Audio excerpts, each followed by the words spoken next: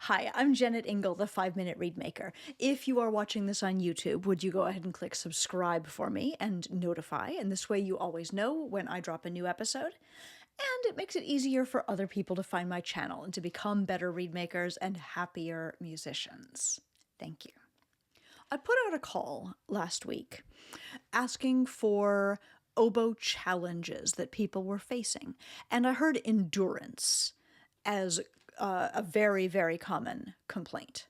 And sure, I have my own struggles with this, right? The oboe is hard, and we spend so much time with our muscles pursed like this, the little tiny muscles of our face, and they wear out super fast.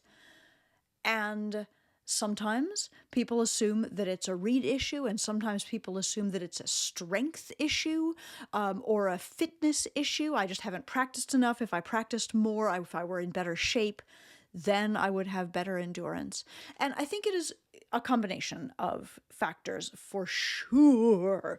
And it is my intention to talk about some of the non-reed factors in a free workshop that I'm offering on January 25th, and I've got the link in the description below. A completely free 2-hour workshop that I will do talking about a lot of ways that we can think about playing the oboe with greater ease. That workshop is called The Oboe is Not Your Friend, but it can be your partner, and that's going to be happening this Saturday. But today, I just want to talk about the reed factors that go into endurance problems. It is very often the case as oboists that our performance reed is not quite perfect, is suboptimal in some way, and we are accustomed to addressing that in whatever way is necessary, right? We roll in a little bit, we play sharper. We roll out a little bit, we play flatter. We put a little bit more air pressure behind a reed that is a little stuffy and resistant. We tongue a little harder. We manage a little bit more. And one of the factors that can impact our endurance is anytime the reed is bad in an unfamiliar way, and we are doing more work inside our mouths than we should be doing. If the reed is more unstable and we are spending more time going manipulating to try to make it be in tune, especially if the reed is a little bit too flat or a little bit too open, we're always going to be either consciously or subconsciously adjusting to make the reed be what we need it to be for the in service to the music that we are playing. But the more work we're doing with our facial muscles, the more exhausted we get. Sometimes we're not even really aware of it, right? We choose a reed based on sound, or we choose a reed that seems to feel good and discover, sometime after it's kind of too late, that we are in trouble endurance-wise. Well, here is a way that this has impacted me, actually recently. Little story, and then I promise I'm going to look at some actual reeds in this video.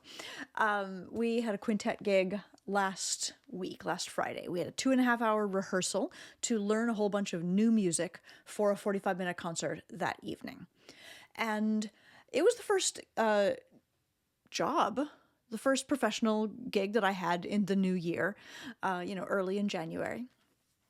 And so, sure, I was a little out of shape, but I also had a bunch of new reeds that I was quite proud of, having worked on them and practiced on them in my room. And I sat down in rehearsal with my new reed, and we began to play through this new music. And it was not too long into that session that I realized that I was in some trouble. I was beginning to feel a lot of pain and discomfort here as I was holding onto the reed. I felt like I was going to start losing air out of the corners of my mouth any minute. And, I didn't, but it was uncomfortable and painful the whole time. So we had an hour or two off and came back for the concert later that day. I pulled a different reed, an older reed, a safer reed, a more comfortable reed for the performance, and had no trouble at all. No trouble. Enjoyed the performance all the way through. Is there a difference between a 45-minute performance and a 2.5-hour rehearsal where we are in the struggle? Sure. That's a factor as well. Is there always a difference between a new reed and an old reed? Sure, that's also the case. But I have found it useful in the past when I am struggling with a specific thing that I believe to be reed related, to go through my case and find a reed that doesn't do that, whether you made it or not, and then be able to compare and figure out what's going on. So here I shall bring in my camera and let's look at these two reeds that were factors for me on that day. All right, this is my new reed that I felt quite proud of and still feel pretty good about. It's on my Ruth -2 shape. It is on my regular Ingle gouge. It's a little ugly around the corners, but corners are optional. And it beeps like this and crows like this. Like, it's a nice sea crow. There's nothing particularly triggering for me about that beep. It feels pretty comfortable. I put it on the oboe and it sounds like this.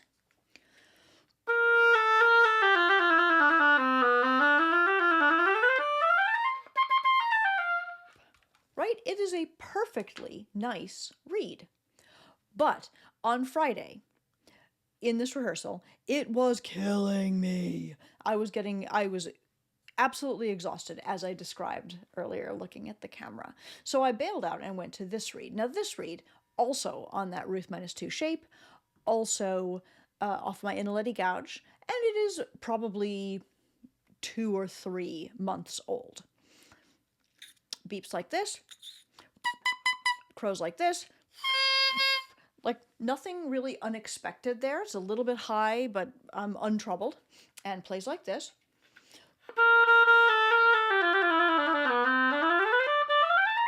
It's absolutely fine, but it doesn't feel wildly different from this other one. And yet, this one broke me, and this one allowed me to play straight through for a 45-minute quintet concert. When I look at the two of them together, I notice that my new one, the pink one, is significantly longer, even though the rooftop is in approximately the same place. So a clip is a theory that I have, but I can't really clip it. It's already crowing a C, maybe a C sharp. It's pretty high. Other blade. It's interesting because this reed, this pink reed, looks a little bit wider, even though I know that it is on the same shape. I can't really do anything about that. It could have something to do with the overlap, which is a little bit greater on the pink reed than on the green reed. Again, not something I can change, just something that I'm noticing when I'm looking for differences. My main point of interest always is the transition between the tip and the heart. I'm always looking at that exact area, right at the gutter of the rooftop. I'm looking for that skateboard ramp at the gutter. I'm looking for it to be a little less strongly cut in the center of the tip.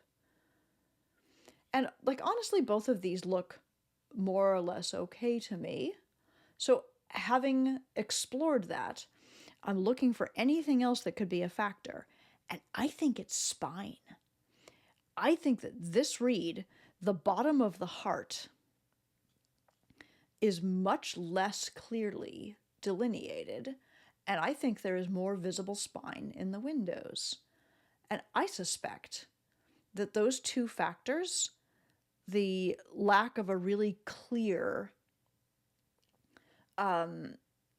3 sections, the slight blending of heart into windows, and the strength of the spine. I can even see a little bit of W at the bottom of the scrape. Not strongly so, but there's a little bit there compared to my older, more comfortable reed. I suspect that what is happening with this reed is that because the windows are a little bit less delineated and because the spine is a little stronger, there's something in this reed that is holding its opening just a tiny bit stronger than this reed. And as I look at this, up here in the camera, they look similar. If anything, this is a little more closed, but, they're on the dry side right now. I'm untroubled about that, but that's my theory, and that's what I'm going to work. Now, you might say, Jennet, what are you doing? This is a pretty good read that you've just demonstrated, and it feels pretty good, and you don't have 2.5 hour long quintet rehearsals every week. Why not just break it in a little bit more? And I could, but I don't want a read in my case that is going to break my embouchure after 2 hours. I would like to be more comfortable than that. I would like things to be a little more consistent. So I'm going to go ahead and do it just a little bit more here in the right side of the window, and I'm thinking about the channel, but I'm allowing my knife to cross that center line a little tiny bit. And I'm clarifying this wall at the bottom of the heart. And I'll just sort of equalize over here. Same on this side. And it's a little uncharacteristic for me to not start any reed engagement by petting the kitty up top, by polishing the heart, but I don't think this reed needs it. It feels terrific up there. It's just that the endurance was a factor for me. Still got a nice easy beep. Still has a totally reasonable crow.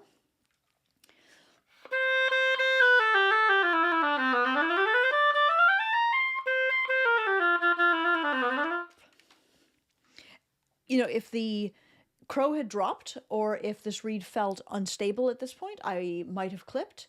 I don't think I need to. It will remain to be seen, of course, the next time I sit down for an extended practice session, whether this actually feels easier on my embouchure or not. But what I believe is that I did no harm, and that I made a hypothesis and executed it in the interest of being better able to play for an extended period, even without doing a dramatic amount more practicing. So this is what I might think about when I'm thinking about an endurance concern. There are lots of factors that go into oboe playing in general, right? And I'm always asking myself, what happened with this problem just now? Is this an oboe problem? Is this a reed problem? Is this a me problem? And if it's a me problem, is it an air problem, a tongue problem, a finger problem, like a voicing problem? What is happening here? Because only in that way can I fix it. Endurance problems have many sources, and I will talk about more of those in the workshop that I give this weekend, which you can sign up for free at the link in the show notes. But if my reed is my big concern, my technique is to find a reed that doesn't give me that problem and copy it. See if that helps you. I hope that this has been helpful. This has been a 5-minute Reedmaker lesson. You can follow these short videos on YouTube. You can subscribe if you wish. I hope you will. And as always, if you need to order reeds or cane or a copy of my book, The Happiest Musician, you can find me at jennetingle.com. Thank you so much for watching. Have a great day.